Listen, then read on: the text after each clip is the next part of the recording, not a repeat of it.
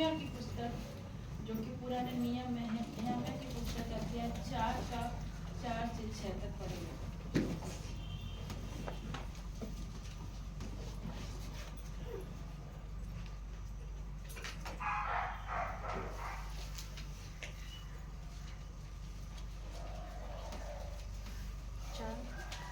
4 का 4 से 6।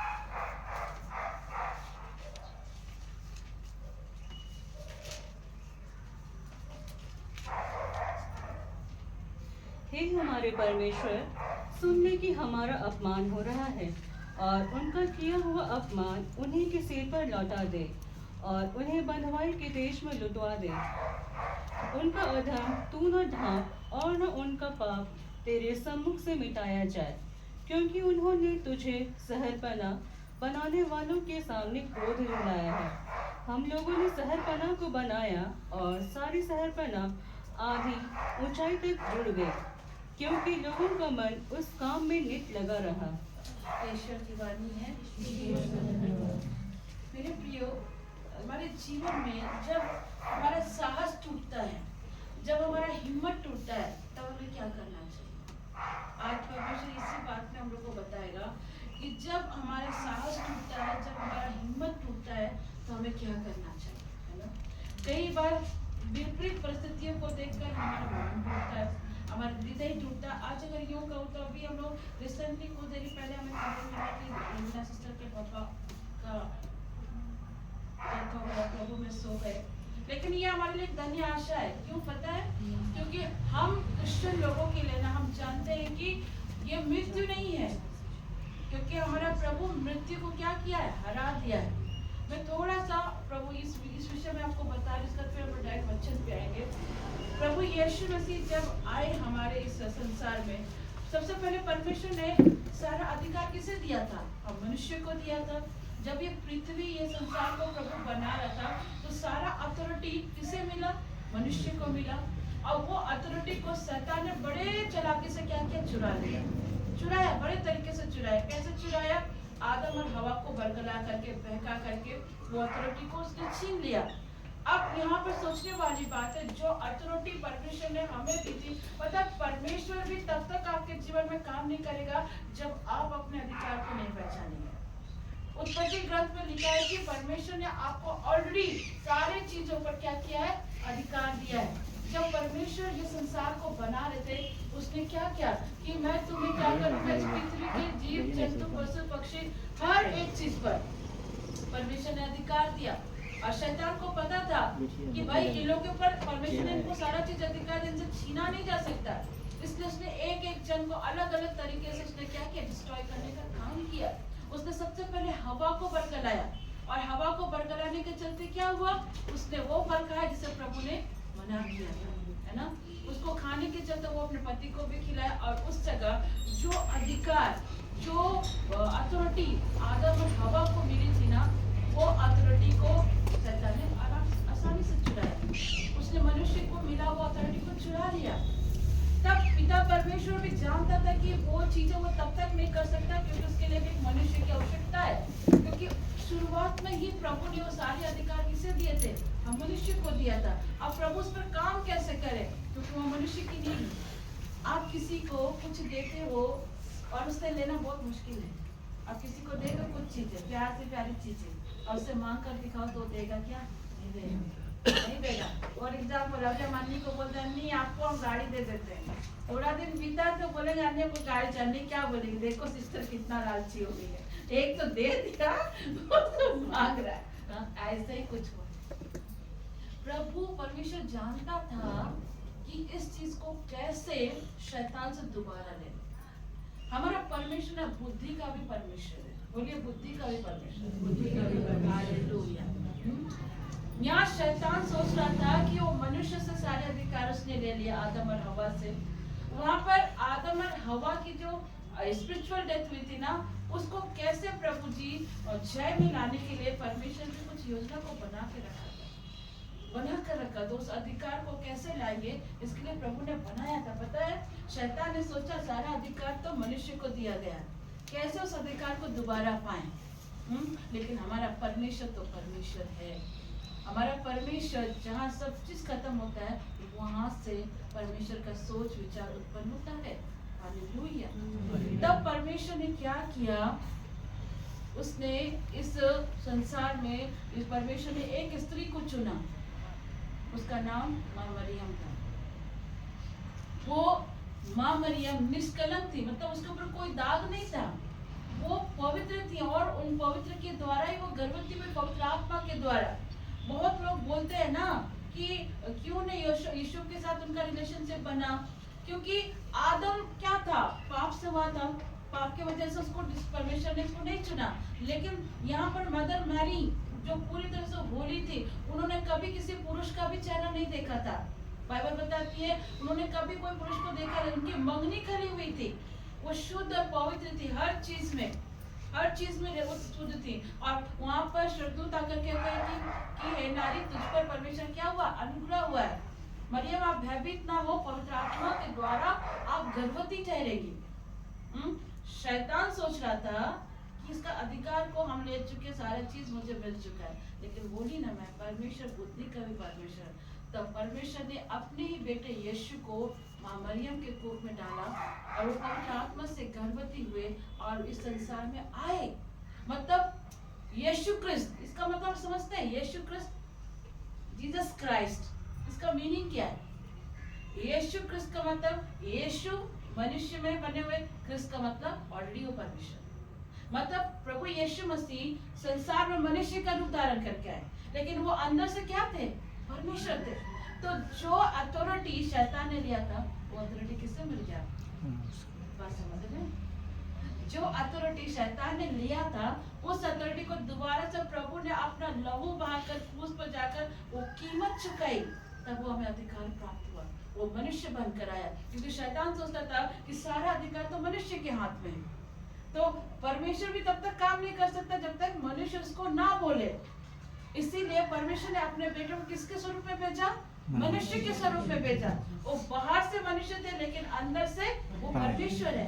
हालेलुया, यीशु की स्तुति हो, यीशु को धन्यवाद। आप सबके पास वो अधिकार है, आप सबके पास वो अथॉरिटी है, पर आपको पहचानने की आवश्यकता है, आपको पहचानने की आवश्यकता है। मृत्यु क्या है? मृत्यु एक प्रकार का स्पिरिट है, स्पिरिट है। वो मृत्यु सोच रहा था कि भाई अब तो प्रभु क्रिस्त चला गया, क्रूस पे मर गया, लेकिन यहाँ पर मृत्यु उसी को रखता। अच्छा, ये मृत्यु आती कैसे है? पाप की वजह से। हम पाप करते हैं तभी तो मृत्यु आती है, लिखा है ना, पाप का दंड क्या है? मृत्यु है। अब पाप करेंगे तभी मृत्यु आएगी। तो परमेश्वर ने बोला तुमने इसका कीमत मृत्यु रखा है, मेरे बच्चों को मारने का कीमत तूने मृत्यु रखा है, मैं इसी कीमत को अदा करूंगा। और प्रभु यीशु मसीह जब क्रूस पर गए, तो प्रभु यीशु मसीह ने हम सबका पाप उठाया था, हम सबका। लेकिन वो खुद क्या थे? निष्कलंक थे, उनमें एक भी दाग नहीं था, वो पूरी तरह से पवित्र थे। हालेलुया, यीशु की स्तुति हो। यीशु 30 साल की उम्र में सेवकाई में निकले, 3 साल 3.5 साल उन्होंने सेवा करी। आप समझ सकते हैं हमारा प्रभु यीशु मसीह कितना जवान होगा। उस एज पे उनके साथ कितनी सारी बहनें घूमती थी, कितनी सारी स्त्रियां घूमती थी। मरियम मगदलीनी जो एक प्रोसिक्यूटर थी, व्यभिचारिणी थी, वो देखने में कितनी सुंदर थी। आप सोचते होंगे कितनी आपको पता है, आप जरा जाना कलकत्ता में भी देखना, आप रास्ते में भी देखना, ट्रेन सब में भी देखना, किन्नर लोग को देखते होंगे ना आप लोग, कभी कभी आप पहचान भी नहीं पाएंगे कि किन्नर है कि नहीं है, इतने सुंदर होते हैं। सोचो वो मरियम भी कितनी सुंदर थी प्रभु के साथ में। जब प्रभु से मिलने से पहले वो व्यभिचार में थी, लोगों को व्यभिचार करती थी। अब सोचिए प्रभु यीशु मसीह 30 साल की उम्र में, 30 साल की एज में उनके साथ जा रहे, प्रभु का भी तो मन डोलना चाहिए ना, डोलना चाहिए ना। हम लोग सुंदर लड़कियां, सुंदर लड़के देख के हमारे मन में विचार उठने लगता है, लेकिन हमारे परमेश्वर उस जगह में भी हर चीज में क्या किया थे? कंट्रोल करके रखे थे। और जब मरियम व्यभिचार में पकड़ी गई थी, तब प्रभु यीशु मसीह ने क्या कहा था? जिसने पाप नहीं किया है वही सबसे पहले क्या करे? वह सोचो वहां पर सिर्फ पुरुष थे, एक भी स्त्री नहीं थी, पुरुष थे वहां पर। बच्चे से लेकर बूढ़े तक को अपना अपना पाप याद आ गया। लेकिन किसी ने भी इसके ऊपर क्या किया? पत्थर नहीं मारा। पर वहां पे प्रभु ने पूछा, हे नारी तुझे किसी ने नहीं मारा? उसने कहा नहीं मेरे प्रभु, किसी ने नहीं मारा। जब मैं तुझे धनी क्या कहूँगा। परमेश्वर एक जगह नारी संबोधित किया, एक जगह बेटी का संबोधन किया। प्रभु ने हर जगह बेटी का शब्द ज्यादा उपयोग किया। आप सोचते हमारा प्रभु कुछ भी पाप नहीं किया था। जवानी की अवस्था, बचपन में वो अपने माँ बाप के आज्ञाकारी रहे। उन्होंने अपने पिता यूसुफ के साथ बढ़ाई का काम किया, लकड़ी का काम किया। पर आज हम लोग छोटे छोटे काम करने से भी पीछे हटते हैं। हम क्यों करेंगे? लेकिन एक्चुअल सेवा, एक्चुअल मिनिस्ट्री यही होती है। मैं आपको बता रही हूँ, और आज हम लोग करना नहीं चाहते। ये मृत्यु की स्पिरिट जो शैतान ने रखा था, पाप करेगा तो ये क्या हो जाएगा, मृत्यु इसको निकलनेगी। लेकिन प्रभु यीशु मसीह ने कहा, अच्छा तूने मेरे बेटे बेटियों को पाप की सजा मृत्यु रखी है, इसलिए प्रभु ने क्या किया पता है, हमारे सारे के पाप अपने पर लिया। और जब प्रभु क्रूस पर चढ़े गए और जब मृत्यु की स्पिरिट, जब वो प्रभु अधोलोक पर गए, नीचे अधोलोक पर गए, मृत्यु ने उसे रखने की बहुत कोशिश की। मृत्यु की स्पिरिट ने उसे रखने की बहुत कोशिश की, 3 दिन उसे रखने की कोशिश, लेकिन रखने नहीं सका। पता है क्यों? क्योंकि वो देख रहा है कि यीशु तो सबका पाप लेके आया, लेकिन यीशु में कोई पाप है ही नहीं। बात समझ में आ रही है? यीशु सबका पाप उठा के लाया, अपने देह पर लिया, लेकिन इसके अंदर ना तो पाप है, ना कोई दाग है, कुछ नहीं है। इसलिए मृत्यु भी इसे अपने पास नहीं रख पाई। संत पौलुस कहता है, हे मृत्यु तेरा डंक कहाँ रहा, तेरी जय कहाँ रही? हमारा प्रभु ने उस मृत्यु को क्या किया, जय दिया। और तीसरे दिन हमारा प्रभु जी उठा, यानी मृत्यु की स्पिरिट को भी प्रभु ने क्या दिया, हरा दिया। मतलब हम मसीहों के लिए यहाँ पर जो हम प्रभु में सो रहे ना, ये हमारी मृत्यु नहीं है मेरे प्रियो, ये हमारा घर नहीं है, हम परदेश में हैं। एक टाइम आएगा आप सब एक दूसरे को देखोगे वहां पर, उस जगह पर अपने आप को देखोगे। मिट्टी का शरीर मिट्टी में जरूर जाएगा, लेकिन जो स्पिरिट और सोल परमेश्वर ने दिया ना, वो वही रहेगा। आप परमेश्वर की दुल्हन है, आप परमेश्वर आपका दूल्हा है। आपको क्या लगता है अंकल कि आप बूढ़े हो गए तो क्या प्रभु की दुल्हन नहीं है? गलत, एकदम गलत। आप भी उस जगह जाएंगे, 30 साल की उम्र में पहुंच जाएंगे, आप भी प्रभु के दुल्हन बने। हालेलुया, यीशु की स्तुति, यीशु को धन्यवाद। मृत्यु को परमेश्वर ने हरा दिया, इसलिए हम मसीहों के लिए, हम क्रिश्चियन के लिए ये रिजॉइस है, ये रिजॉइस है। हम लोग इसीलिए दुख नहीं करते, हम लोग इसलिए उतना हम लोग रोते नहीं। हाँ, कई जगह पर हमें तकलीफ लगता है क्योंकि हमारा प्रिय है, क्योंकि प्रभु भी एक जगह रोया था। छोटी सी प्रार्थना थी, प्रभु भी रोया था जब लाजर की मृत्यु हुई थी। माता और मरियम को रोते हुए देखकर यीशु भी रोए थे, प्रभु भी रोए थे। हम रोते हैं, लेकिन हमारे अंदर एक इंटरनली पीस होती है, क्योंकि हमें ये फेथ होता है कि हम सिय्योन देश में दोबारा मिलेंगे प्रभु के राज्य में। हालेलुया, ये हमारा परमेश्वर है जिसने मृत्यु को क्या किया, हरा दिया। अब वो मृत्यु की स्पिरिट भी हमें नहीं रख सकती, क्योंकि सब पापों के लिए बलिदान बहुत जरूरी था, और परमेश्वर ने इन सब पापों के लिए एक ही बलिदान चढ़ाया, प्रभु यीशु मसीह को, जो पूरी तरह से पवित्र थे, निष्कलंक थे। और आज तक प्रभु यीशु मसीह उस सिंहासन पर नहीं बैठे हैं, पिता बैठे हुए सिंहासन पर, और पिता के जस्ट बगल में प्रभु खड़ा होकर आज भी हमारे लिए दुआएं करता है। आमीन, हालेलुया। प्रभु हमारे लिए प्रार्थनाएं करता है। प्रभु की स्तुति हो, प्रभु को धन्यवाद। आइए हम लोग आज के टॉपिक में जाएंगे। जैसा मैंने बताया कि जब हिम्मत टूटे, जब साहस टूटे, तब हमें क्या करना चाहिए। जब हमारा हिम्मत टूटता है, जब हमारा साहस टूटा है, तभी भी हमें प्रार्थना करना चाहिए, प्रेयर करना चाहिए। हालेलुया।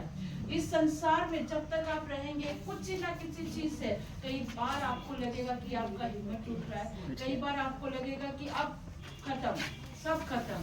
अंदर आ जाइए, ये हम करेंगे। ओके, ठीक है। क्या तो कई बार हमें लगता है कि हमारा सब कुछ खत्म हो रहा है, सब टूटने पर आता है। जब आप अपने पति को बिगड़े अवस्था में देखते हो, जब आप अपने बच्चे को बिगड़े अवस्था में देखते हो, अपने घर को बिगड़े अवस्था में, तो आपका हिम्मत क्या होता है, टूटने लगता है। टूटता है कि नहीं टूटता? परमेश्वर के वचन में हम देखेंगे जब इन लोगों के भी जीवन में साहस टूटने लगा था, तब भी ये प्रार्थना कर रहे थे, तब भी ये प्रार्थना कर रहे थे। कई बार पहला जो चीज है, फर्स्ट थिंग, अपमान के कारण जब हमारा साहस टूटता है ना, तब भी हमें प्रार्थना करना चाहिए। फर्स्ट पॉइंट, जब अपमान होता है तब भी प्रार्थना। आप देखना कोई काम को करते रहते हैं, उस काम को करते करते कई लोग आपका मजाक उड़ाएंगे, कई लोग बोलेंगे तुमको अच्छा पकाना नहीं आता, तुमको पढ़ना नहीं आता, तुमको कुछ नहीं आता, हर छोटी छोटी चोट में तुम्हारा मजाक बना देंगे। तुम्हारा अपमान करेंगे, हो सकता है तुम्हारे शरीर को लेकर अपमान करेंगे, हो सकता है तुम्हारी नौकरी को लेकर अपमान करें, हो सकता है तुम्हारे वैवाहिक जीवन को लेकर अपमान करेंगे। ये अपमान की स्पिरिट है। जब आपको कोई अपमान करता है तब भी आपको क्या करना है? प्रार्थना करना। हमने अभी वचन पढ़ा ना, नेहमिया अध्याय 4 का 4 से 6 में, यह शहरपना टूटी हुई है, इसको बनाने के लिए नेहमिया जाता है, क्योंकि नेहमिया जो है प्रभु के घर को टूटा हुआ देखना नहीं चाहता था। वो गुलामी देश में था, एक राजा के अधीन वो काम कर रहा था, लेकिन जब उसको पता चला कि हमारा जो प्रभु का घर है वो टूटा हुआ है, जब वो सुना तो वो रोने लगा। वो रोने लगा कि ये प्रभु का जो भवन है, दीवार टूट गई है, तो मरम्मत की नीड है और कोई आगे नहीं बढ़ रहा। वो पता है वहां बैठ कर रोने लगा। आज कितने लोग ऐसे हैं, आपको अपने में सोचिए, आपका शरीर भी परमेश्वर का मंदिर है, आपको अधिकार नहीं है आपके मंदिर को बिगाड़ने का। जब आप अपने मंदिर को दारू पीकर, हड़िया पीकर, गुटखा, तंबाकू, बहुत सारी चीजें, गलत चीजों को ले करके जब आप इस शरीर को गंदा करते हैं, तब आपका हृदय नहीं टूटता है? तब आपका दिल नहीं फिसलता है? देखो, लोगों को देखो, अभी क्रिसमस आ रहा ना, मैं सच्चाई को कह रही हूँ, हो सकता है मेरी बातें आपको बुरी भी लगे। क्रिसमस आ रहा ना, जाएंगे मिसा अटेंड करेंगे, कुछ लोग तो पी के ही जाते हैं, किस रीति से वो प्रभु भोज की रोटी लेते हैं, परम प्रसाद को ग्रहण करते हैं, मुझे समझ नहीं आता है। परम प्रसाद की रोटी, जो प्रभु भोज की रोटी ना, वो आम रोटी नहीं है मेरे प्रियो, वो प्रभु का देह है, देह जो मेरे और आपकी शिफा के लिए तोड़ा गया है, मेरी और आपके लिए तोड़ा गया।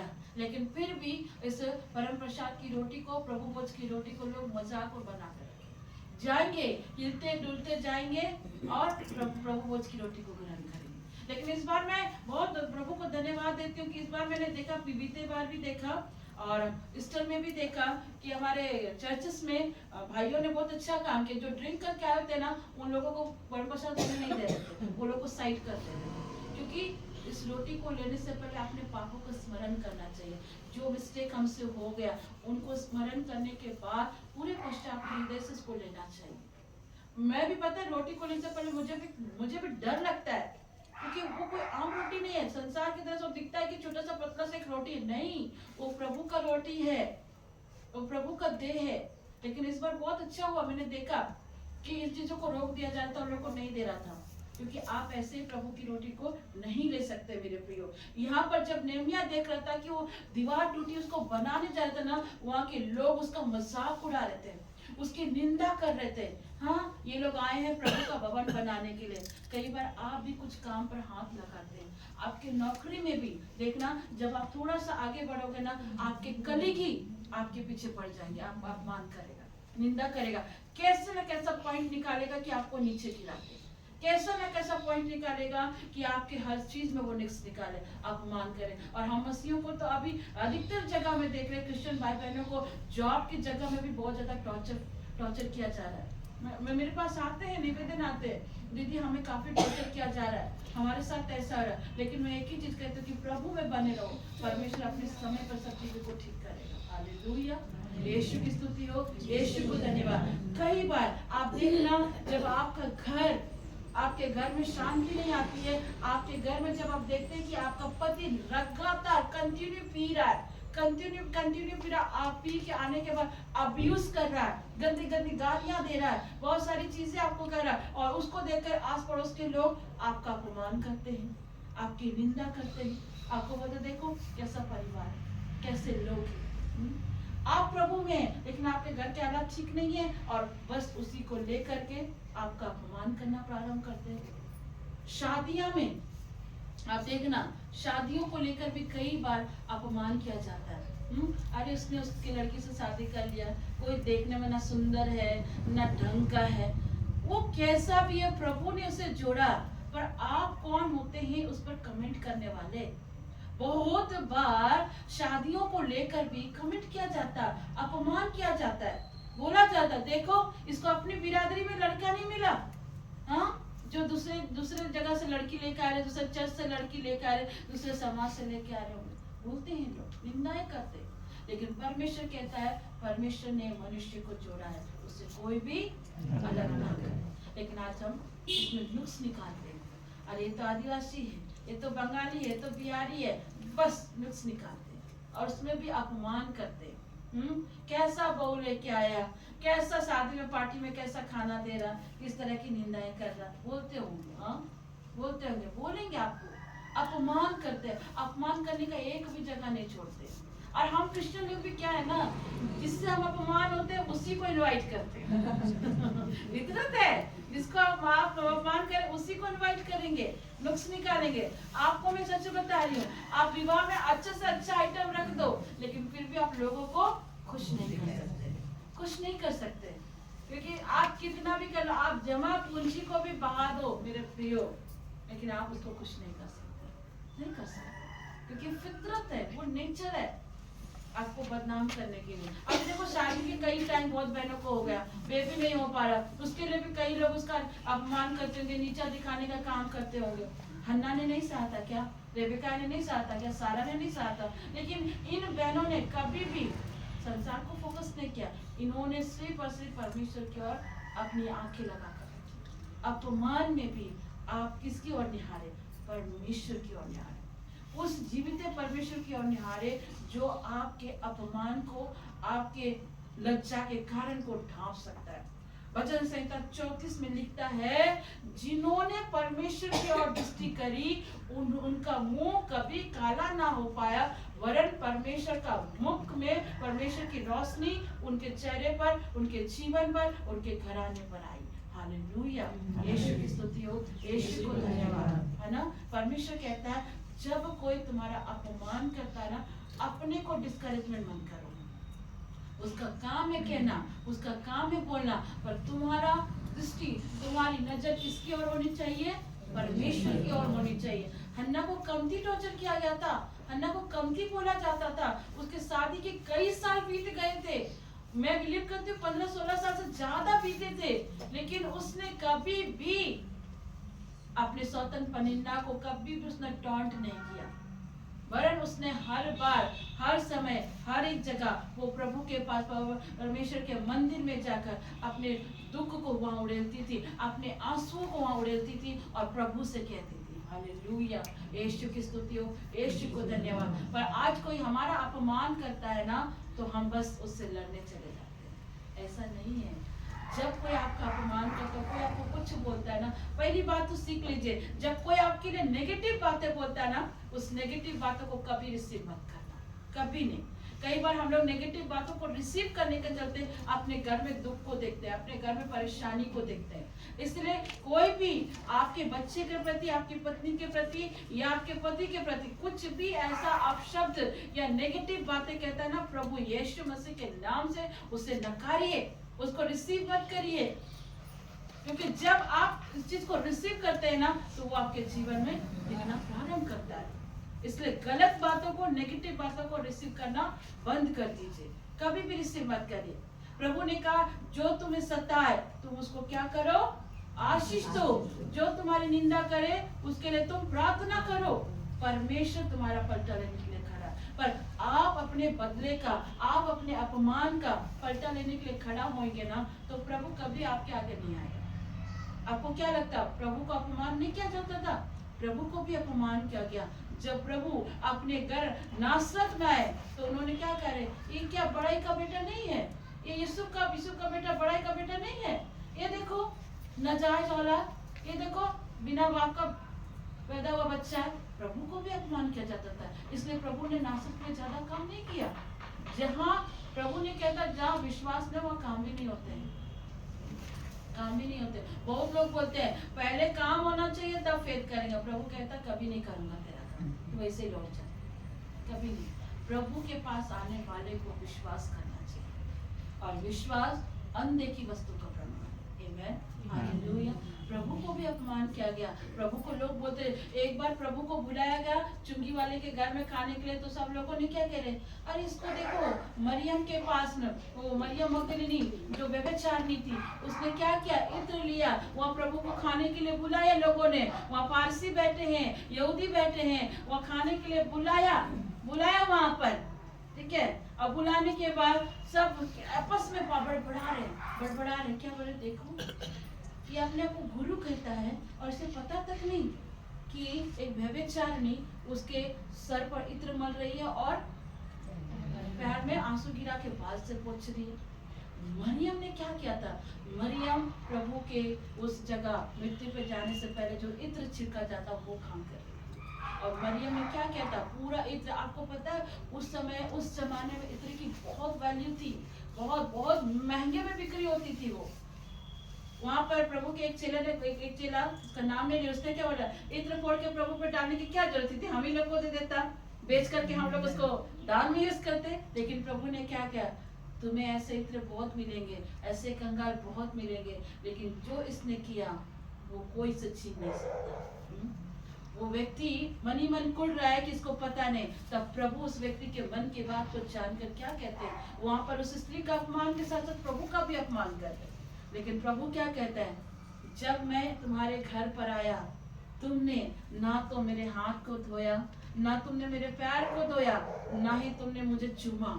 लेकिन जब से ये स्त्री यानी मरियम मगदलिनी आई है, इसने अपना जो जमा पूंजी का इत्र था उसने मेरे सर पर उड़ेला और अपने आंसुओं से मेरे पैरों को धो लिया, अपने बालों से उसने मेरे पैरों को पोंछा। हम लोग बुलाते हैं, आपको पता है कई बार परमेश्वर मनुष्य के रूप में भी आपके घर में आ जाते हैं। लिखा है अनजाने में ही आप कई बार स्वर्गदूतों का भी अवभगत करते हो, उत्पत्ति ग्रंथ में लिखा है। एक व्यक्ति को प्रभु ने बोला आज मैं तेरे घर आऊंगा, और वो पूरा रेडी सारा चीज बड़ा अच्छा पकवान बना के बैठ गया। हाँ, और जब प्रभु का ने कोई सुबह में एक भिखारी आया, कुछ दे दो खाने के लिए, वो बोलता आज कुछ नहीं मिलेगा, तुम जाओ, आज मेरे घर में प्रभु आने। ऐसा हो गया। दोपहर में एक बूढ़ी माँ आई, बोला बेटा कुछ दे दे, बोलता तुम जाओ मेरे घर प्रभु आएंगे। ठीक है, 3 बज गया, फिर एक बूढ़ा व्यक्ति आता है, एक बच्चा को पकड़ कर आता, बेटा कुछ दे दे, आज कुछ नहीं मिलेगा, प्रभु आएंगे खाने के लिए। ऐसे करते करते रात बीत गया। अब ये गुस्सा से बैठा हुआ, अब लोग बहुत जल्दी गुस्सा हो जाते हैं, ठीक है अच्छा खाना ना मिले तो बहुत ज्यादा गुस्सा हो जाते हैं। और गुस्सा से बैठ कर प्रभु से कहता है, प्रभु मैंने तुम्हें इनवाइट किया था लेकिन तुम आए नहीं। तब प्रभु से क्या कहता है, बेटा मैं तेरे घर में तो 3 से 4 बार आया लेकिन तूने मुझे नहीं जाना। हमारा परमेश्वर कभी भी किसी भी रूप में प्रकट हो जाता है, किसी भी रूप में मनुष्य का कोई भी रूप लेकर आपके पास आता है। इसीलिए आप कभी आपके पास अगर सामर्थ्य है और आप देख रहे रोड किनारे कोई नंगा बैठा है या किसी को खाने की आवश्यकता है, जरूर से करें, जरूर से करें। प्रभु कहता है तुम उसे देते हो ना, वो तुम उस व्यक्ति को नहीं दे रहे, तुम प्रभु को दे रहे हो। और जो ऐसे लोगों की सहायता करता है वो अपना प्रतिफल कभी नहीं खोता है। हालेलुया, यीशु की स्तुति हो, यीशु को धन्यवाद। आमेन। यहाँ हमारे प्रभु को भी जब अपमान किया गया था ना, हमारे प्रभु ने कभी भी उसकी पलटा नहीं दिया, प्रभु ने कभी भी उसका घुमा कर उत्तर नहीं दिया, वरन प्रभु उस जगह शांत रहे। प्रभु हमेशा दृष्टांत में कहते हैं। आमेन, हालेलुया, यीशु की स्तुति हो, यीशु को धन्यवाद। मैं एक घटना आपको बता रही हूँ, उस समय ये रियलिटी घटना है, मैं आपको बता रही हूँ। 2017 में जब मैं सेवा दे रही थी एक परिवार में, मैंने उनको बोला भी कि जिस व्यक्ति को आप बुला रहे हो वो व्यक्ति सही आदमी नहीं है। मैंने उसके पेरेंट्स से भी कहा और उस घर के जो भैया भाभी थे उनसे भी मैंने कहा कि आप मुझे बताओ कि कहाँ बाइबल में लिखा है कि यूरिन को अपने शरीर में लगाने से पैरालिसिस ठीक होता है। कहाँ लिखा है? बाइबल में कहीं लिखा है? लिखा तो मुझे बता दीजिए, मैं आपका गुलाम हो जाऊंगी। लिखा है कहीं पे? लिखा है बाइबल में? कहीं भी लिखा है कि यूरिन को अपने ही शरीर में लगाओगे तो तुम पैरालिसिस ठीक हो जाओगे? कहीं लिखा है क्या? कभी किसी ने पढ़ा है? पढ़ा है? पढ़ा तो मुझे बता देना। बाइबल में लिखा है? कहीं नहीं लिखा। मैं उस घर के निरंतर दुआ करती थी और जो बंदा उसके घर में दुष्ट के रूप में आया था उसने मुझे भी बांध दिया था। आपको बता रही हूँ, मुझे भी बांध दिया था। मैं प्रेयर ही नहीं कर पा रही थी, जैसे प्रेयर के लिए उठती थी सो जा रही, थोड़ा जैसा आपको होता। फिर मैंने बोला ये मेरे साथ क्या हो रहा है, ये आम चीजें नहीं है।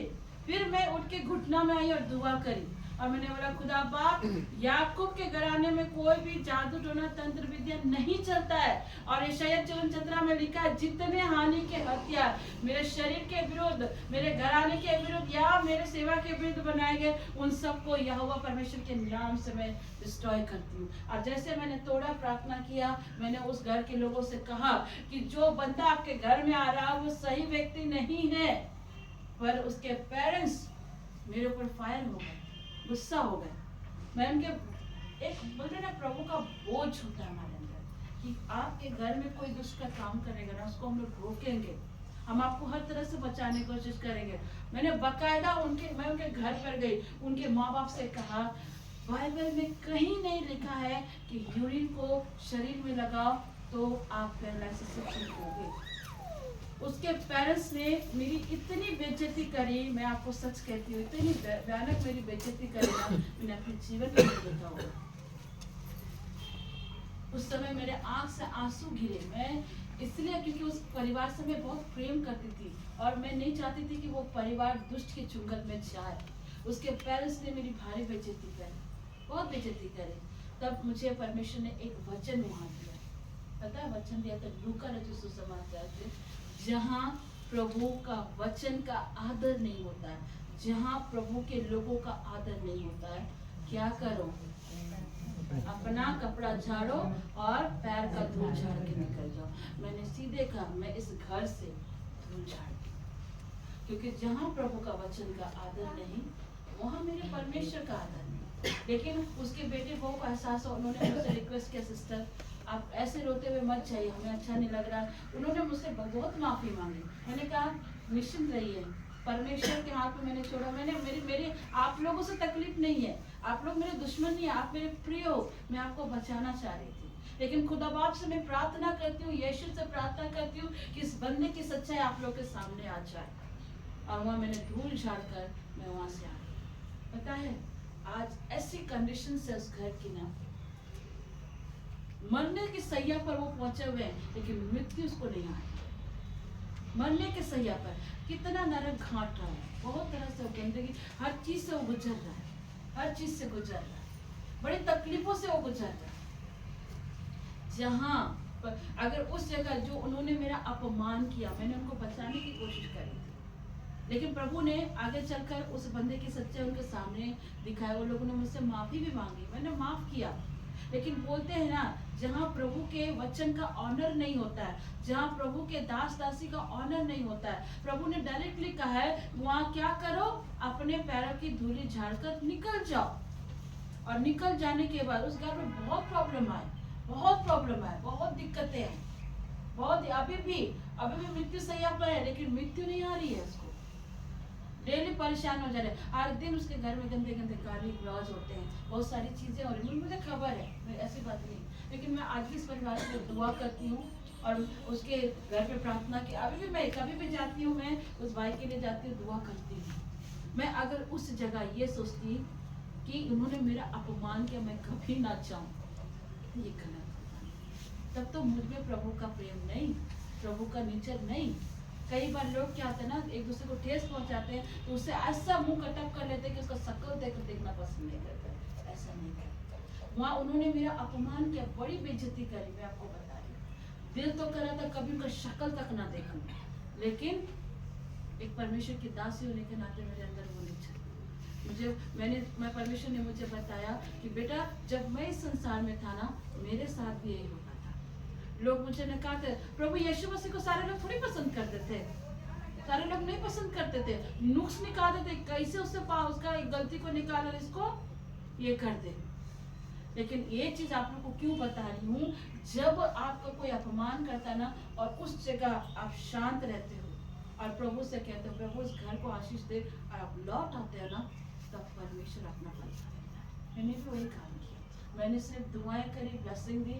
मैंने कहा मुझे आपसे कोई नाराजगी नहीं है, मुझे आपसे कोई शिकायत नहीं है, लेकिन हाँ जो चीज आपने किया ये गलत है, प्रभु आपको आशीष दे। मैं वहां से लौट गई। उसके बाद से ही उनके घर में इतनी अशांति, इतनी दिक्कतें, पूछो मत। मैंने कहा ना, जो उसके पेरेंट्स ने मेरी इतनी बेइज्जती करी थी, आज मरने की स्थिति पे है, लेकिन मृत्यु नहीं आ रही है। उसके घर वाले लोग मुझसे पूछते हैं सिस्टर प्रार्थना कर दीजिए, मैं तो प्रार्थना कर रही हूँ। आपने उस टाइम क्या किया तो प्रभु उसका न्याय कर। लेकिन हमारा प्रभु दयालु भी है, वो हमारे अपराधों को क्षमा भी करता है।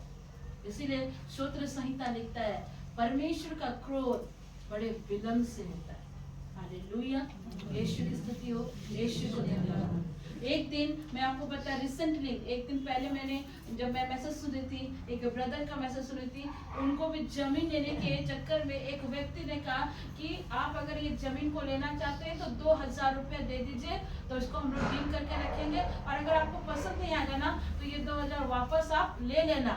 तो वो ब्रदर लोग भी प्रेयर वाले लोग थे, प्रेयर करते। उसके अंकल आंटी उसके मम्मी पापा ने प्रेयर किया, और प्रेयर करने के बाद परमेश्वर ने कहा कि वो जमीन को नहीं लेना है, उस जमीन को आपको हाथ भी नहीं लगाना। तो उसके अंकल ने कहा कि भाई हमने जो 2000 आपको दिया था वो 2000 हमें लौटा दो। उस बंदे ने मुंह पे मना कर दिया, 2000 देने से मुंह में मना कर दिया। और उसको उस घटना को घटे कल उन्होंने गवाही दी कि घटे हुए 15-16 साल बीत गए, और वही जमीन पर उन्हीं के चर्च की एक सिस्टर गई थी, तो उन व्यक्ति ने कहा कि उस साल से लेकर अब तक मेरे घर में जितना कुछ भी था सब कुछ नाश होता चला गया, सब कुछ खत्म हो चला गया, अब मेरे पास कुछ भी नहीं है, बीमारी कर्जा क्या क्या नहीं उस घर में हो गया। आप एक प्रभु के जन को पैसा को लेकर रखोगे तो आपका तो क्या क्या गया पता नहीं, और क्या क्या हो जाता। फिर उसने उस बंदे को चैन नहीं था, उस चर्च के सिस्टर को उसने पैसा 2000 रुपया दिया और बोला जाओ भाई उस बंदे को तुम दे दो। इस 17 साल पर उसका घर चला गया, उसके घर में बीमारी कर्जा लनपन बहुत सारी चीजें हो गई। ये लोग प्रभु के जन थे। आप प्रभु के लोगों को हाथ लगाओगे, प्रभु चुप बैठेगा क्या? आप प्रभु के लोगों के लिए जब तक आपने गलत सोचा कि उसके साथ गलत आप सोचे कि गलत करेंगे, तब तक प्रभु चुप है। लेकिन आप उस सोच को जब पूरा करने के कदम उठाएंगे तब परमेश्वर चुप खड़ा नहीं होगा, तब प्रभु आपके आगे खड़ा हो जाएगा। प्रभु अपने लोगों को बचाने के लिए आगे खड़ा हो जाएगा। हालेलुया। उस बंदे ने स्वीकारा कि मैंने 2000 ना देने के कारण मैंने अपना कितना कुछ गवा दिया, कितना कुछ। मेरे प्रियो, अगर आप किसी पैसे में फंसे हैं, किसी कर्जे में फंसे हैं, या कोई मुकदमा ही आपका क्यों ना चल रहा है, आप हिम्मत मत हारिए। परमेश्वर आपका सब लौटाने जा रहा है। आमेन। परमेश्वर आपका सब लौटाने जा रहा है। अनीता दीदी कितना भी तिकड़म बुद्धि लगा लो, वो आपको मिल चुका है। उसकी कितनी भी तिकड़म बुद्धियां लगाए, आपके पति के ऊपर करे, आपके घर के ऊपर करे, आपके बच्चे आपके पिता के ऊपर करे, लेकिन परमेश्वर कहता है अनीता युद्ध तेरा नहीं, युद्ध मेरा है, मैं तेरे आगे खड़ा हूँ। मजाल है परमेश्वर कुछ करे। ईश्वर कहता है ये मुकदमा जीत चुके हो, कुछ ना करो, कुछ ना करो। प्रभु कहता है युद्ध तेरा नहीं, युद्ध मेरा है। हालेलुया। यीशु की स्तुति हो, यीशु को धन्यवाद। और शैतान को पता है हमारी कमजोरियां क्या है, और वो हमारी कमजोरी पर ही अटैक करता है। उसको पता है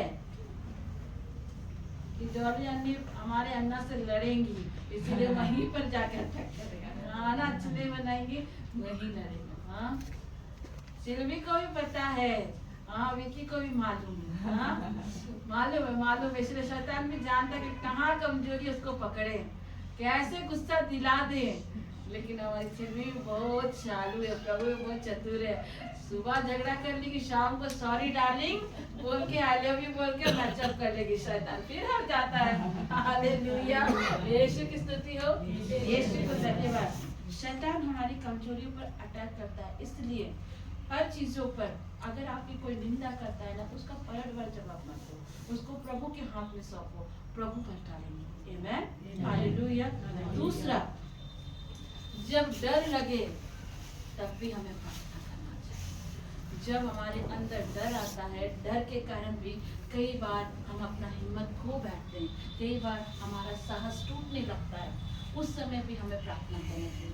मैं इसका एकदम करंट एग्जांपल दे रही हूँ, फ्रेश एग्जांपल। नेक्स्ट वीक बीते शुक्रवार फास्टिंग प्रेयर था, और हमारी रीता भाभी और मंजू दीदी मस्त गाड़ी में जा रही थी, ठीक है, आपको बता रही हूँ। हाँ, लेकिन प्रभु का धन्यवाद हो, मंजू दीदी को ब्लेस करे, ठीक है। हमारी हमारी मंजू दीदी रीता भाभी को लेकर जा रही थी, और आपको पता है ना थाना में बहुत सारे मामा लोग बैठे रहते हैं रोड पर, हाँ कैसे करके पकड़ लें। और दीदी ने देखा कि आगे तक कोई नहीं है, चलो रीता भाभी को बेटा के फूल से चले जाए। उस जगह जो काम देवू भैया का था उसे मंजू दीदी ने क्या, भाई दूसरी की वाइफ पे हाथ लगाने से पहले देवू दास को परमिशन लेना चाहिए था। हालेलुया हालेलुया, यीशु की स्तुति हो। अब यहाँ दीदी ने देखा कि पुलिस वाले तो पकड़ लिए, भाभी को वहां पर दीदी ने छोड़ दिया। और दीदी पता है दीदी ने एक अच्छा काम किया, वो वापस प्रभु के घर में आई और यहाँ पर आकर सिस्टर में बोली क्या हो गया भाई, क्या हो गया, क्योंकि डर, मैंने क्या किया, जब डर लगे तब भी प्रार्थना करें। और दीदी ने भी वही काम किया। उनको डर लग गया क्योंकि दोबारा ये लोग गाड़ी पकड़ेंगे तो 500 रुपये फाइन भरना पड़ेगा। बेचारे के पास लाइसेंस नहीं था, लेकिन उसके अंदर एक गिल्ट भी था क्योंकि वहाँ उन्होंने भाभी को छोड़ दिया था। उनको बहुत बुरा फील हो रहा था कि उस जगह पर उन्होंने रीता भाभी को छोड़ दिया।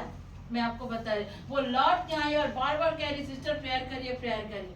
उस डर पर अगर दीदी डर जाती उस जगह पर, यहाँ ना के कहीं और चले थे, कुछ भी हो सकता था। और उसने क्या चुना, डर के जगह पर उसने प्रार्थना करना चुना। और वो आई और आते ही बोले सिस्टर पहले प्रार्थना करें। और मैंने जस्ट प्रार्थना करने के बाद मैंने उनसे कहा कि दीदी रीता भाभी को परमेश्वर ने वहां से निकाल दिया, वो अपने घर जा रही है। और वो मुझे कह रही फोन लगाइए ना सिस्टर, और फोन किए जा रहे हैं। हमारी रीता भाभी तो प्रेज द लॉर्ड, फोन को साइलेंट में रखे इतना फोन बज रहा है, लेकिन भाभी फोन नहीं उठा रही। दीदी का डर बढ़ता जा रहा है। लास्ट में मैंने उनसे एक ही चीज कहा, हमारे प्रभु का वचन सत्य है। अगर प्रभु ने कहा कि रीता भाभी को छोड़ दिया है तो छोड़ दिया, आप निश्चिंत होइए। फिर भी उन्होंने मन की तसल्ली के लिए मैंने अपने ननद से कहा कि तुम जरा स्कूटी लेकर जाओ, देख क्या भाभी वहाँ पे खड़ी है या नहीं। मेरी ननद गाड़ी लेकर गई, सब तरह रान मारी, फोन करके भाभी रीता भाभी तो वहाँ है ही नहीं।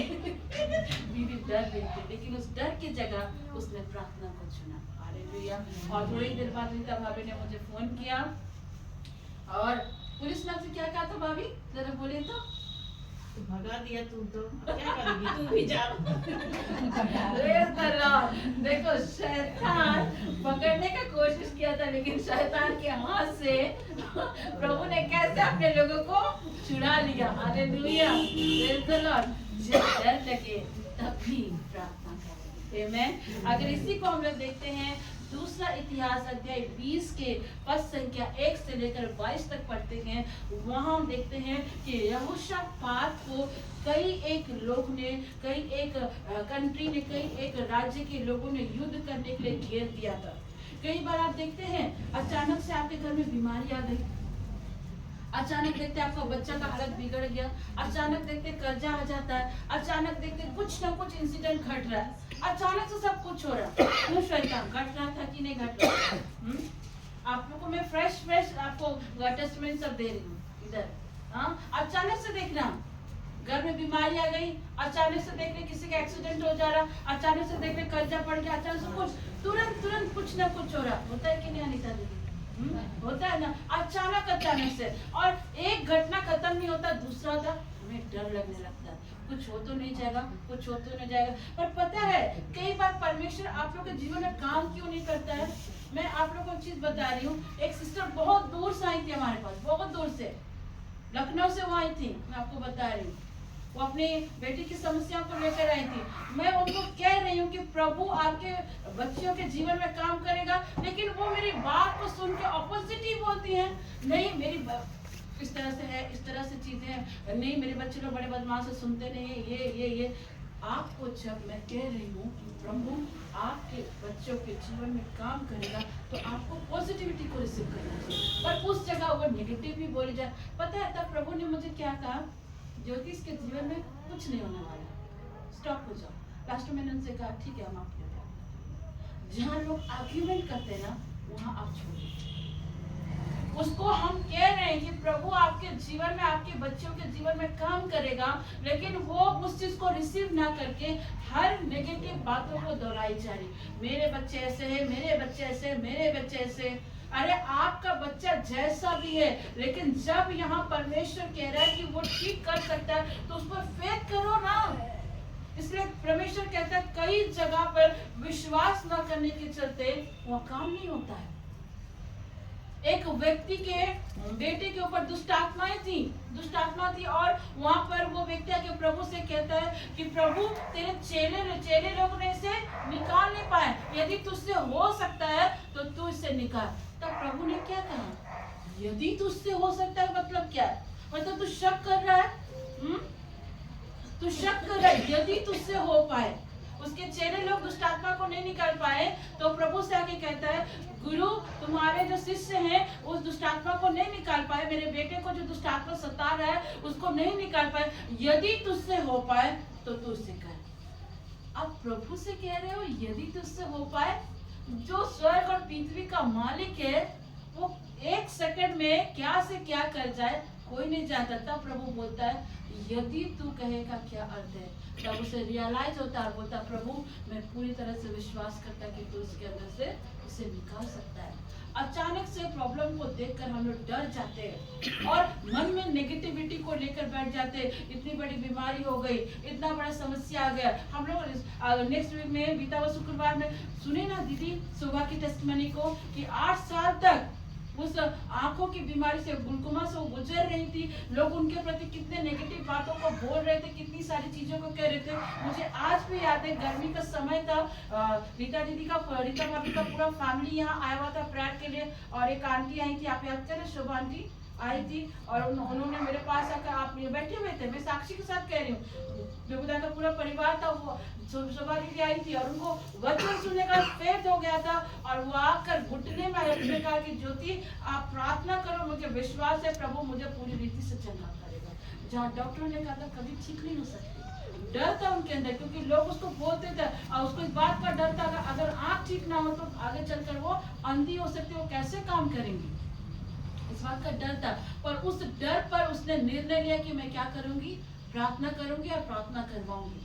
उस गर्मी का समय था, रीता भाभी का मैके से उनके भाई भाभी सब आए थे और मैं वहीं जस्ट बैठी हुई थी उस चेयर पर और दीदी के लिए मैंने जस्ट उनके विश्वास को देखकर प्रार्थना किया था। मैंने कहा प्रभु आपकी आंखों को छूकर चंगा करता है, आप बहुत जल्दी गवाही दोगे। और ईश्वर का धन्यवाद। कितने समय बीता होगा भाभी, मुझे लगता है हार्डली 2-3 महीना, हाँ 2-3 महीने ही बीता था और प्रभु का महिमा देखिए कि पूरी रीति से शोभा दीदी की आंखों को प्रभु ने क्या किया, चंगा कर दिया। ये कैसे हुआ? उस डर पर, अगर शोभा दीदी उस जगह डरती कि डॉक्टर ने बोल दिया आँख कभी ठीक नहीं हो सकता, अंधी हो जाएगी और वही बात को सोचते रहती, हाँ मेरा आँख खराब हो जाएगा, मुझे दवा लगाना पड़ेगा, ये कर, वो डर अगर उसके ऊपर हावी हो जाता तो कभी विश्वास से चंगी नहीं हो पाती। लेकिन उस जगह उसने वचन की घोषणा करना प्रारंभ किया, उसने बोलना प्रारंभ किया कि प्रभु के कोड़े खाने से, उसके लहू बहाने से, उसके 5 घावों के स्पर्श में चंगी होती है। हाँ, उसने बोलना प्रारंभ किया और बोलते बोलते बोलते बोलते उसने क्या किया, अपनी चंगाई को रिसीव किया। हालेलुया, यीशु की स्तुति हो, यीशु को धन्यवाद। यहाँ यहोशापात भी चारों तरफ दुश्मनों से घिरा हुआ था। कई बार आप समस्या को देख के बहुत डरे रहते हैं, लेकिन एक चीज जानना, हमारी समस्या से बड़ा हमारा परमेश्वर है और वो हर चीज में हमें विक्ट्री देता है, हर चीज में। आप आज से अपने जुबान से बोलना प्रारंभ करो ना, प्रभु करता है कि नहीं करता, आप बोलना प्रारंभ करो, परमेश्वर करेंगे। आमीन। यीशु की स्तुति हो, यीशु को धन्यवाद। और इस डर की सिचुएशन में यहोशापात प्रभु को पकड़ता, प्रभु से कहता, हे प्रभु तू क्या वो परमेश्वर नहीं जिसने लाल समुद्र को 2 भाग किया, तू वो परमेश्वर नहीं जो फिरौन की सीमा को, फिरौन की सारी सेना को तूने क्या किया था, उस लाल समुद्र में डुबा दिया। तू वो प्रभु नहीं जो बादल और आग के खंभे को देकर के इस्राएलियों की अगुवाई करता था, उसने परमेश्वर की बढ़ाई करी। आपको पता है आप विक्ट्री कैसे पाओगे, आप अपने सिचुएशन में विक्ट्री कैसे पाओगे? आपको पता है आपको क्या करना है, आपको सीधे बोलना है। मान लीजिए आपको अगर कोई बीमार है, वहां पर फॉर एग्जाम्पल बीमार है, मान लो इस समय डॉलिया नहीं बीमार है, अन्य आप कैसे विक्ट्री को पाओगे, कैसे विक्ट्री को पाओगे? आप क्या दुआ करोगे, मुझे बताओ, आप क्या दुआ करोगे? आप बोलोगे ना प्रभु मुझे चंगा करिए, लेकिन इस जगह हमें क्या कहना है, प्रभु आपके वचन में लिखा है आपने कहा है, आपने बोला है, आपने अधिकार दिया। आप ही ने तो कहा है कि आपके कोड़े खाने से, आपके लहू बहाने से मैं चंगी होती हूँ। मतलब प्रभु को याद दिलाओ कि प्रभु तूने ही तो बोला है। बात समझ में आ रही है? प्रभु से कहो, प्रभु आप ही ने तो बोला है, क्योंकि प्रभु ने अपने नाम से ज्यादा वचन को, अपने शब्द को इंपॉर्टेंट दिया है। आपको बोलना पड़ेगा, प्रभु आपने ही तो बोला है कि आपके कोड़े खाने से, आपके लहू बहाने से मैं चंगी होती हूँ। मेरा शरीर में बीमारी की कोई अथॉरिटी नहीं रहेगी, मैं दीर्घायु को प्राप्त करूंगी। आपने स्तोत्र संहिता 91 में लिखा है कि तू क्या करेगा, तू मुझे दीर्घायु देगा, तू मुझे दीर्घायु से तृप्त करेगा। हालेलुया, यीशु की स्तुति हो, यीशु को धन्यवाद। आपको बोलना पड़ेगा, आपको स्मरण दिलाना पड़ेगा कि परमेश्वर तुमने ये कहा था। ये जो बाइबल है ना, ये एक लव लेटर के साथ साथ ये प्रॉमिस है, ये वायदा है। इसमें कई एक प्रॉमिस आपके लिए प्रभु ने लिख रखे हैं। आपको इस प्रॉमिस को याद दिलाना पड़ेगा। याद करते हो जब आप किसी को पैसा देते हो और वो आपको कहता है भाई इतने टाइम में मैं लौटा दूंगा, वो समय आता है तब हम उसे क्या कहते हैं, भाई तूने प्रॉमिस किया था, भाई तूने वादा किया, तूने वाचा बांधा, तूने कहा था इतने टाइम पर मैं तुझे लौटाऊंगा। वही प्रॉमिस जब आप किसी बुरे सिचुएशंस में हैं, आप किसी बुरे हालात से गुजर रहे हो, उस जगह याद दिलाओ प्रभु को कि प्रभु तूने कहा था, तेरा वचन में लिखा है, और तूने कहा है कि तू अपने वचन से, अपने नाम से ज्यादा वचन को इम्पोर्टेंस दिया। हालेलुया। कई लोग दुष्ट आत्मा क्यों नहीं निकाल पाते हैं? कई लोगों की प्रार्थना को उत्तर क्यों ना? क्योंकि आप लोग बोलते हैं यीशु के नाम में नहीं, आपको बोलना पड़ेगा in the name of Jesus. प्रभु यीशु के नाम से मैं अथॉरिटी लेती हूँ।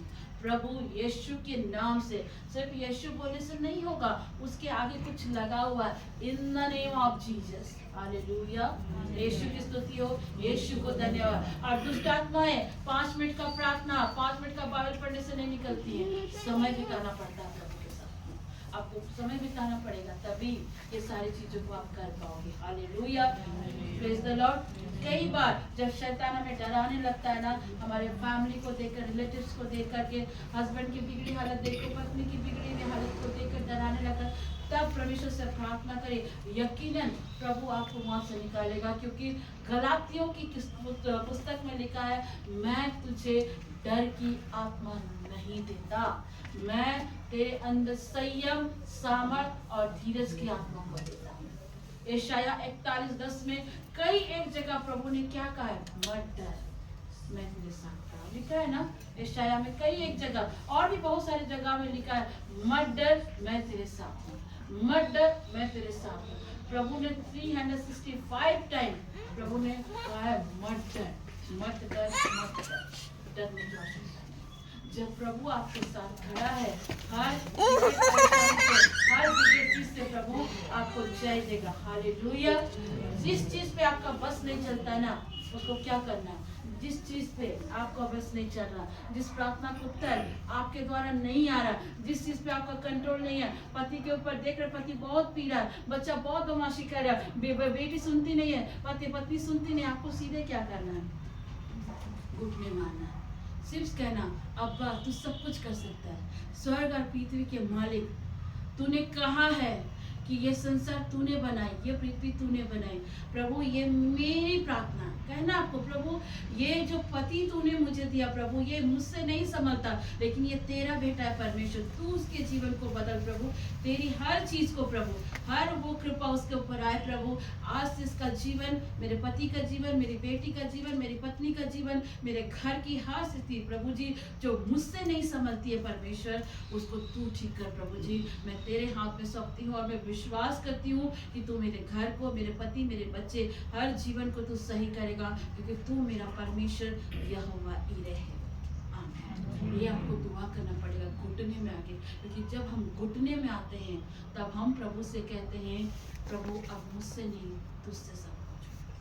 अगर बच्चा नहीं है घुटने में आ जाए, कर्जा में है घुटने में आ जाए, बीमारी में है घुटने में आ जाए, यहाँ पर आपको याद करना पड़ेगा। राजा हिजकिय्याह भी बहुत बीमार था, उसने घुटने में आकर कहा, प्रभु मेरी भलाइयों को याद कर और स्मरण कर कि जब मैं तेरे साथ रहकर इस देश पर कितनी भलाइयों को किया। प्रभु मेरी उन भलाइयों को देख और मुझे चंगा कर। और आपको पता है जब राजा हिजकिय्याह बीमारी की अवस्था में दीवार की ओर भीग करके घुटने में आकर दुआ करी, भविष्यवक्ता बाहर तक भी नहीं जा पाया था। उसके बाद दोबारा मैसेज आया, जाकर उससे कह दे कि मैंने उसकी आयु को 15 वर्ष बढ़ा दिया और आज ही के दिन में से चंगा करता हूँ। आमीन। और परसों वो मेरे भवन में जा पाएगा। जब हम घुटने की प्रार्थना में करते हैं, जब हम घुटने की दुआ में आते हैं, हम कहते हैं प्रभु मुझसे नहीं अब आपसे सब कुछ होगा। आमीन। हालेलुया। यीशु की स्तुति हो, यीशु को धन्यवाद। मेरे प्रियो, तो हमें ये करना पड़ेगा, जब इन चीजों पर हमारा बस नहीं चलता है, उस जगह हमें घुटने में आकर प्रभु को देने की आवश्यकता है। लास्ट, कई बार प्रभु की मर्जी को पूरा करते समय भी साहस टूटता है, तब भी हमें कई बार जब हम प्रभु की इच्छा को पूरा करने चाहते हैं ना, बहुत सारी परेशानियां आती, बहुत सारी दिक्कतें आती हैं, तब भी हमें दुआ करना चाहिए। हालेलुया। आप देखेंगे, मैं अगर एग्जाम्पल दूं, बहुत अच्छा हुआ देवदा आज आप आए, आप एग्जाम्पल के तौर पे खड़े हो रहे हैं, प्रभु आपको आशीष दे। मैंने देवदा की बहुत सारी गवाहियों को सुना कि उनके जीवन में कई एक परेशानी आई, उन्होंने अपने कई एक प्रियजनों को खोया।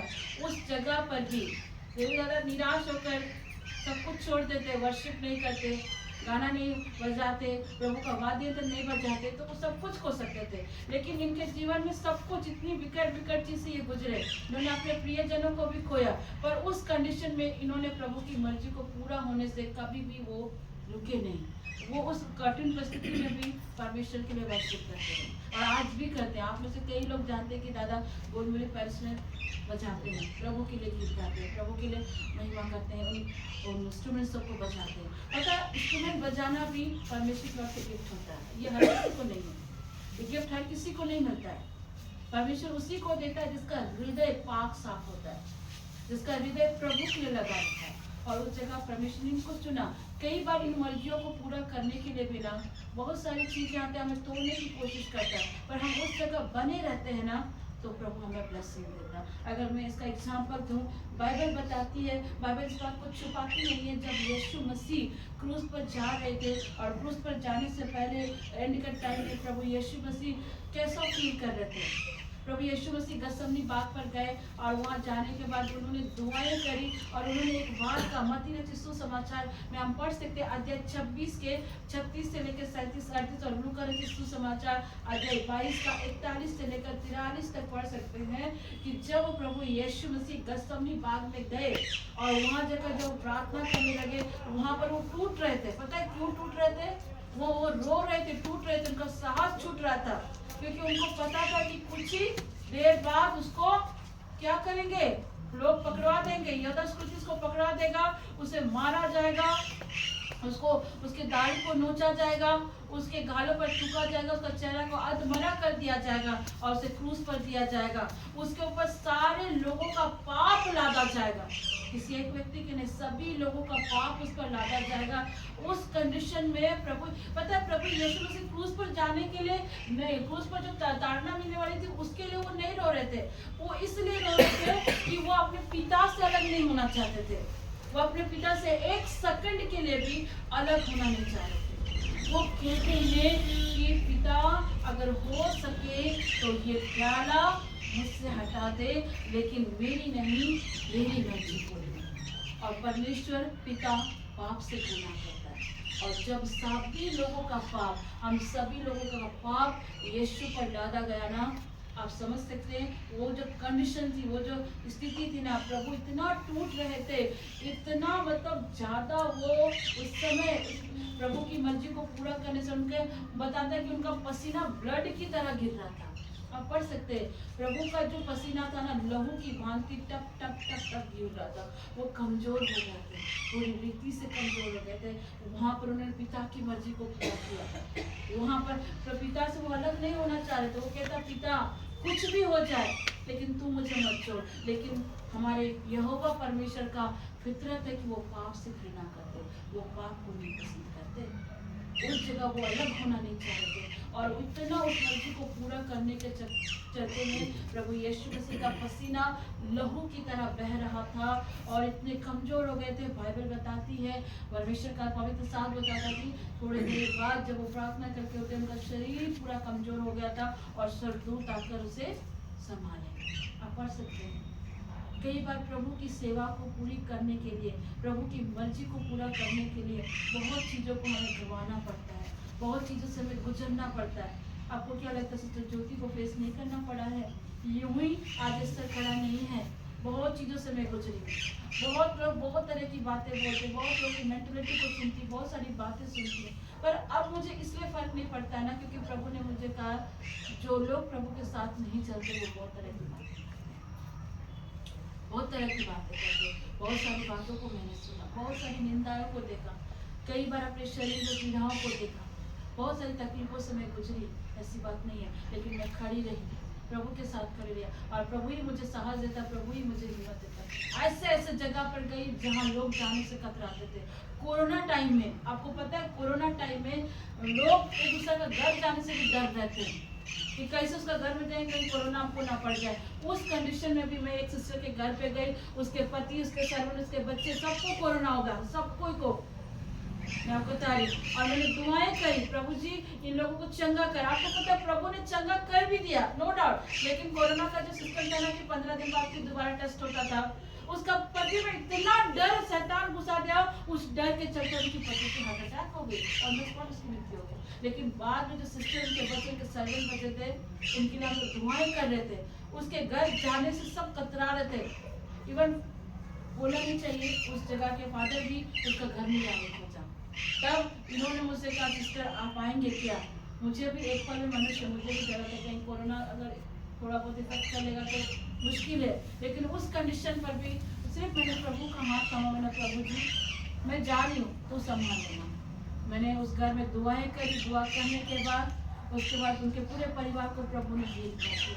पता है कई बार लोग क्या करते हैं ना, प्रभु के पास आते हैं, चंगाई प्राप्त करते हैं और उसके प्रभु को भूल जाते हैं, उसके बाद याद नहीं करते हैं उनकी भलाइयों को, धन्यवाद देने के लिए भी नहीं आते हैं। और जब इन लोगों को क्या ना थोड़े दिन तक तो ठीक रहते हैं, शैतान क्या करता है कि भाई ये तो प्रभु को भी धन्यवाद देने नहीं आया, कुछ नहीं, बाद में फिर शैतान को क्या करता है, भेद देने लगता है। कुछ ऐसा उनके साथ भी हुआ ना।